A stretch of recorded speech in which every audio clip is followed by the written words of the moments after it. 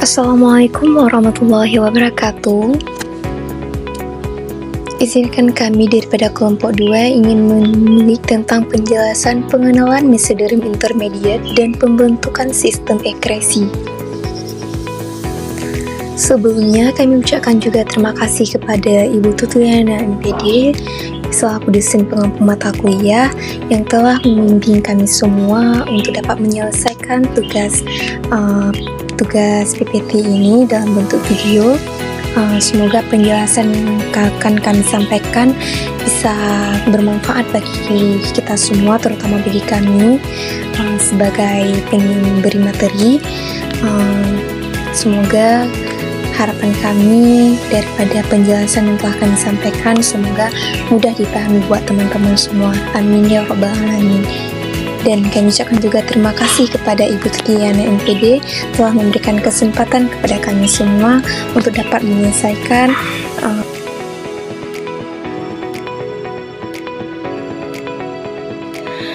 Baik, untuk materi yang pertama ialah tentang pengenalan mesoderm intermediate, di mana mesoderm intermediate memainkan peran penting dalam pembentukan struktur urogenital yang mencangkup sistem sekresi seperti ginjal dan saluran kemih, serta sistem genital seperti gonad dan saluran reproduksi.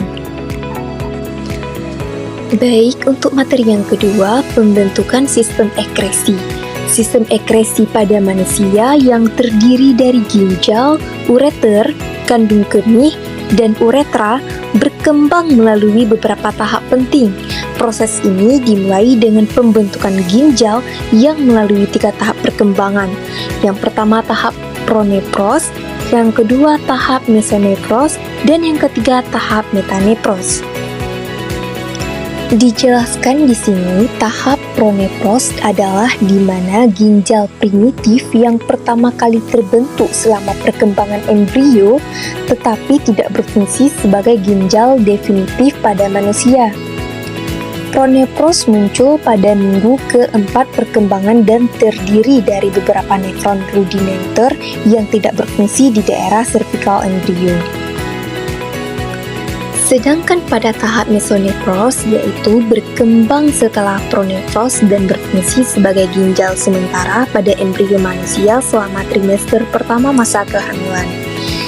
Jadi seperti yang ada pada gambar di sampingnya teman-teman semua.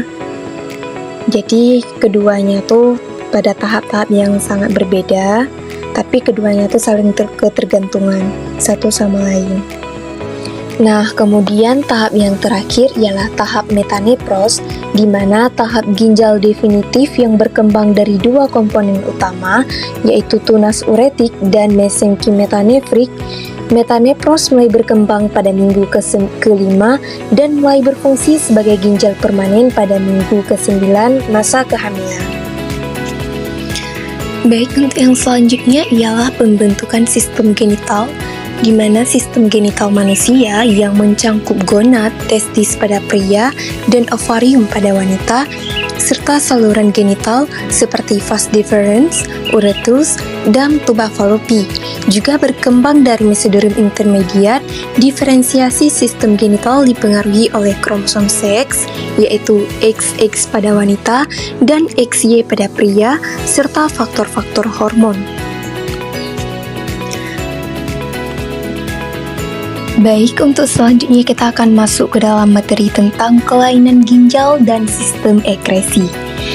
Yang pertama di sini ada agnesis renal, di mana agnesis renal ini adalah kondisi di mana satu atau kedua ginjal gagal terbentuk.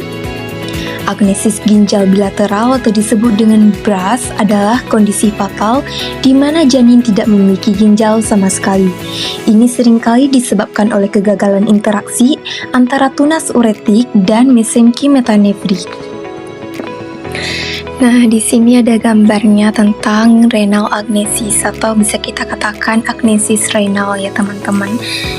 Bisa kita lihat pada kedua gambar di sini menunjukkan yang salah satu gambarnya itu terbentuknya satu ginjal dan yang satu lagi tidak terbentuk, dan gambar yang kedua pada bilateral renal agnesis ini kedua ginjalnya itu gagal terbentuk seperti penjelasan yang telah disampaikan tadi.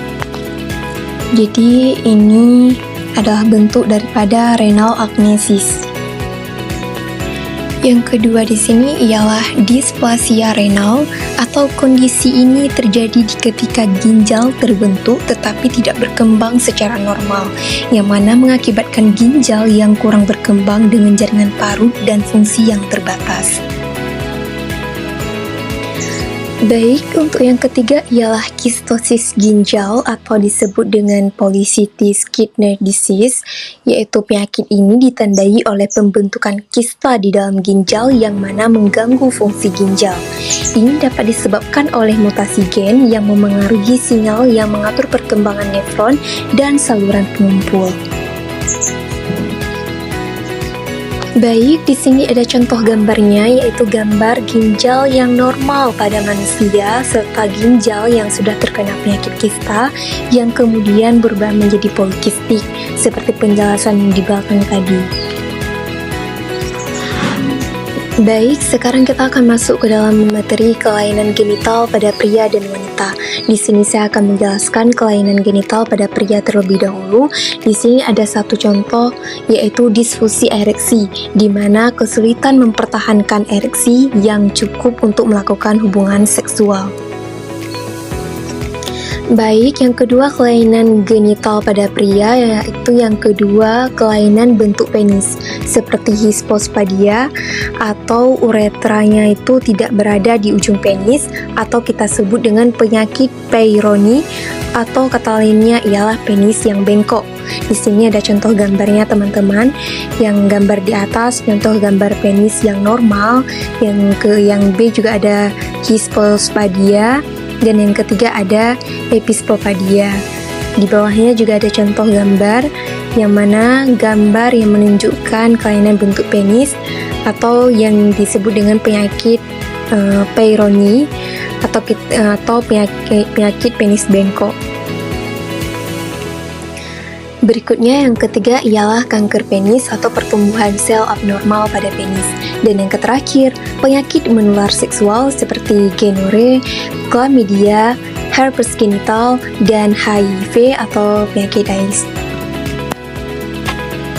Nah, untuk selanjutnya saya akan menjelaskan tentang kelainan genital pada wanita. Yang pertama, kelainan pada vagina, seperti vagina yang terlalu sempit atau yang terlalu longgar. Dan yang kedua, kista ovarium atau kantung yang berisi cairan ovarium.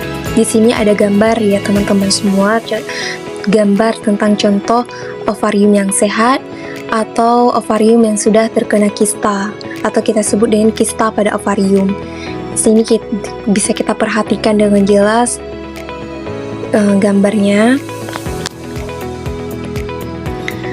Baik, untuk kelainan yang ketiga ialah endometriosis, yaitu jaringan yang melapisi rahim tumbuh di luar rahim. Di sini ada contoh gambarnya ya teman-teman, kita bisa melihatnya, yaitu gambar yang jaringan yang melapisi yang tumbuh di luar rahim. Baik, untuk selanjutnya ialah kanker serviks atau pertumbuhan sel abnormal pada serviks. Dan yang terakhir ialah penyakit menular seksual, sama seperti pada pria pada umumnya, seperti yang dijelaskan pada pria tadi ialah mengalami penyakit HIV dan sebagainya. Baik, untuk kesimpulan dari materi yang telah kami jelaskan tadi ialah diferensiasi mesoderm intermediat dalam proses pembentukan sistem ekresi dan sistem genital manusia adalah proses yang sangat kompleks dan terkoordinasi. Dari pembentukan ginjal melalui masa pronefros, masa mesonefros, dan masa metanefros, hingga perkembangan gonad yang dipengaruhi oleh gen SRY. Setiap tahap perkembangan ini dikendalikan oleh interaksi antara berbagai faktor genetik dan molekuler. Gangguan pada proses ini dapat menyebabkan berbagai kelainan yang mempengaruhi kesehatan dan kualitas hidup individu.